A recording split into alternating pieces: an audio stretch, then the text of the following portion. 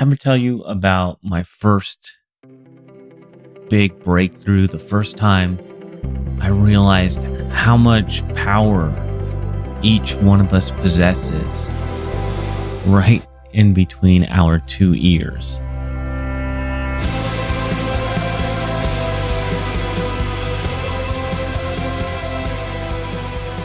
So I was working construction back when I was about 22. I was still an electrician, been in the trade nearly a decade. And I was starting to notice some really serious back pain, just back aches each day. And I think it had something to do with the 40 pounds of tools I was wearing. I looked like a freaking mule, a really skinny, underfed, bird-chested mule, if you will, because I was like 130 pounds, 5'7". So I'm like really skinny, carrying around a third of my body weight in tools.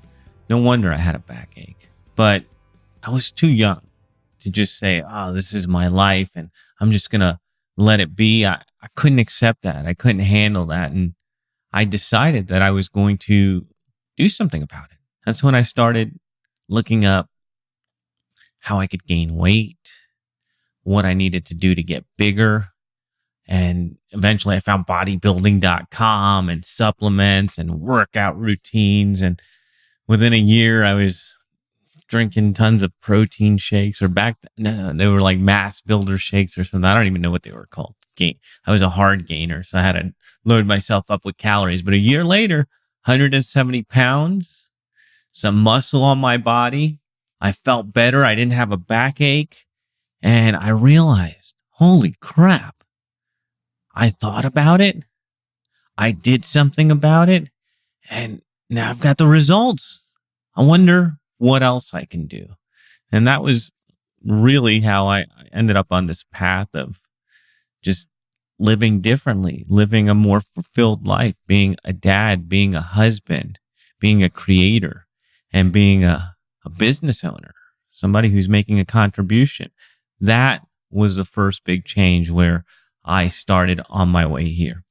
So what have we got? I don't even know what that has to do with anything today other than maybe I'm going to talk about Orange Theory in a little bit. So look, if you're tired of seeing people around you doing better than you, if you don't like to look bad, you're worried about saving face, if you're disappointed with your progress and where you are, today's episode is for you. First, we're going to talk about your worst critic and your biggest fan. Then I'll show you why failure is a good thing. And after that, how you can get better every day.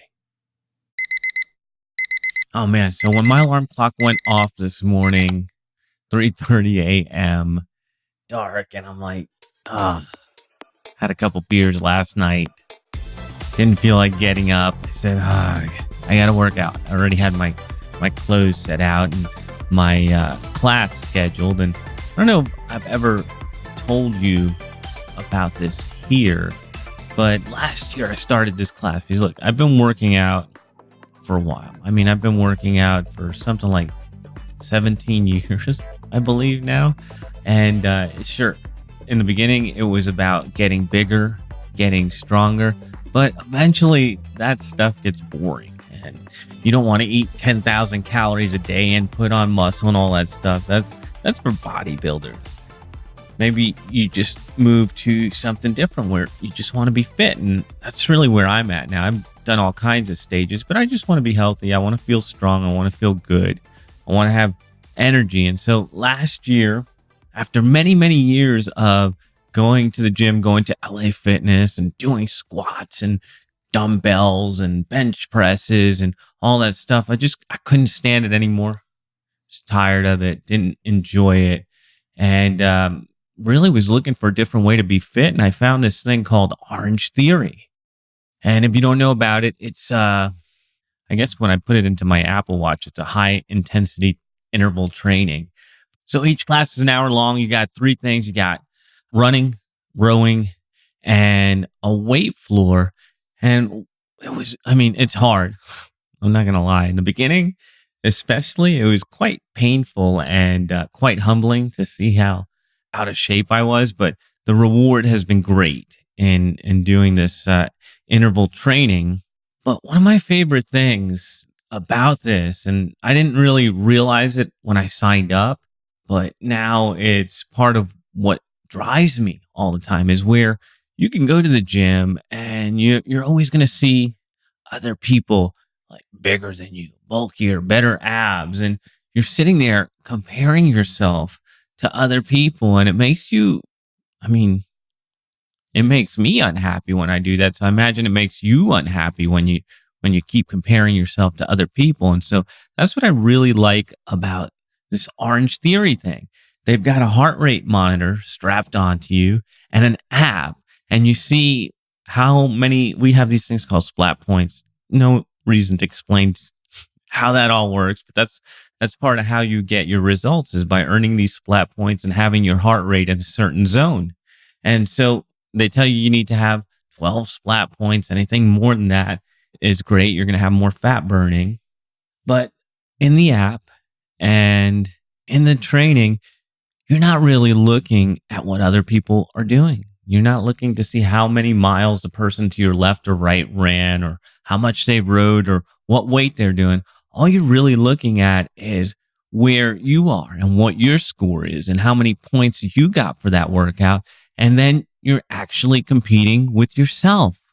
And that's the thing, is, what is competition? Who is your greatest competition? It's you.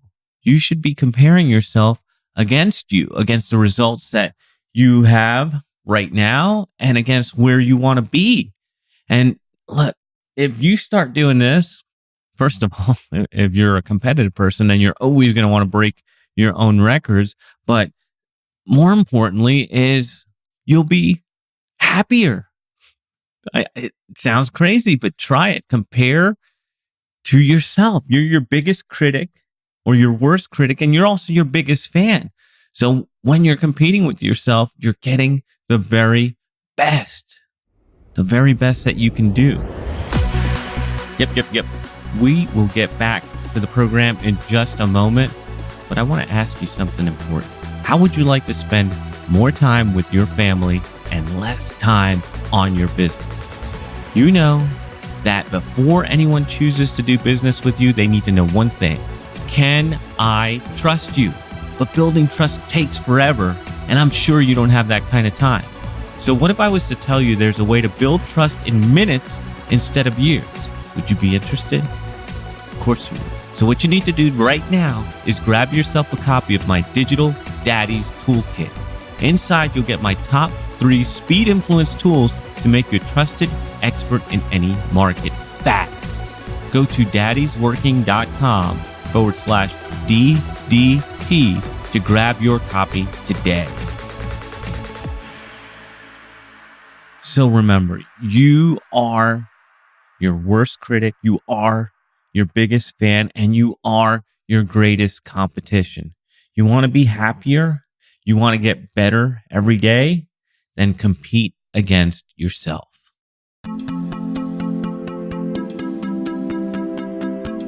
I've probably told you this before, but one of my favorite books that I've read in the last year, and in fact, I read it a couple times and probably due to read it again, is Psycho-Cybernetics by Maxwell Maltz. Really, I can't say enough about how much I like this book, but I want to read you something that I find really interesting on page 22 of the book, titled The 2 General Types of Servo Mechanisms. An example of the first type is the self-guided torpedo, or the inceptor missile. The target or goal is known, an enemy ship or plane. The objective is to reach it. Such machines must know the target they are shooting for. They must have some sort of propulsion system which propels them forward in the general direction of the target. They must be equipped with sense organs, radar, sonar, heat perceptors, etc., which bring information from the target. These sense organs keep the machine informed when it is on the correct course, positive feedback, and when it commits an error and gets off course, negative feedback. The machine does not react or respond to positive feedback. It is doing the correct thing already and just keeps on doing what it is doing. There must be a corrective device, however, which will respond to negative feedback. When negative feedback informs the mechanism that it is off the beam too far to the right, the corrective mechanism automatically causes the rudder to move so that it will steer the machine back to the left. If it overcorrects and heads too far to the left, the mistake is made and known through negative feedback, and the corrective device moves the rudder so it will steer the machine back to the right. The torpedo accomplishes its goal by going forward, making errors, and continually correcting them by a series of zigzag. It literally gropes its way to the goal. Oh man, that took a little bit longer than I expected, but there's a point here. A lot of people out there, they don't want to look bad. They worried how they will be perceived if they fail or get off course.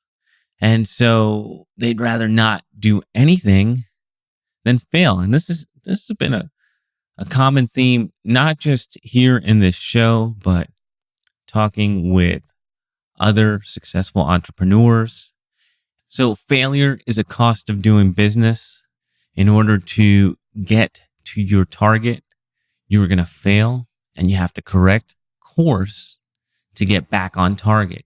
But failure should never, ever keep you from moving forward, because failure is only feedback.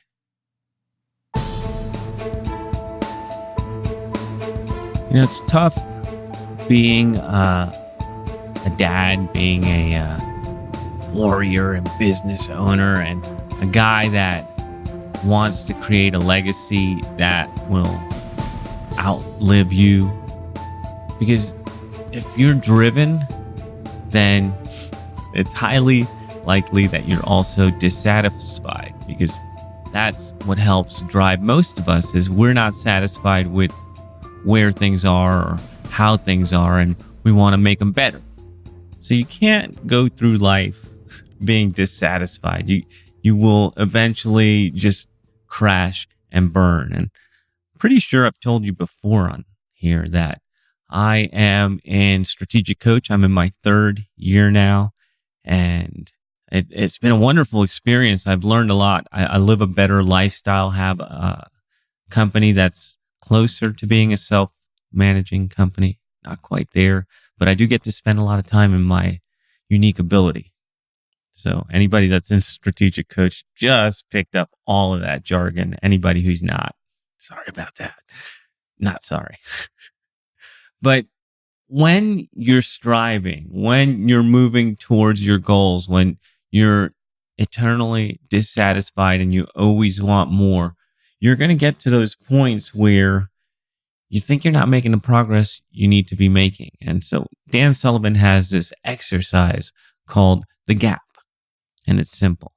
When you're in that low place, when you feel like you're not doing enough, you are not enough, you don't have enough, you just got to stop. Okay, you just got to stop for a second. Breathe. Turn around and look to see how far you've come. Because that is the thing. You are chasing goals. You're chasing bigger and bigger dreams. And they're like the horizon, because they keep moving away from you. And if you just keep chasing them, you're going to burn out. But if you take a second, if you take a breath, and if you look back to see how far you've come, you'll see the gap. And you'll know, okay, this is where I'm at. Yes, I'm doing better than I was, and I still have more to go. Simple, yes. Try it, and you'll see how it'll work wonders on your psyche and your energy. Whenever you're feeling down, whenever you're feeling like you haven't accomplished enough, take a second, look back, see the gap, and you'll see how far you've come. Okay, so today I told you the secret to being happy is to stop comparing yourself to other people. You are your worst critic, you are your biggest fan, and you are your greatest competition. So start measuring against yourself. After that, I told you the long story of the self-guided torpedo, how failure is only feedback. And I offered you my course corrector tool on the show notes. So don't look at failures as a negative thing. They are only feedback to help you get on course to your target. And of course, we talked about how you can be happy with your progress by taking time, looking back, and seeing how far you've come. Anytime you're feeling down, anytime you're feeling you're not as far as you need to be, look back, see the gap, and get re-energized. Ton of stuff today. Don't know what I have coming up for you next time, but I promise it will be good. This is thepodcastfactory.com.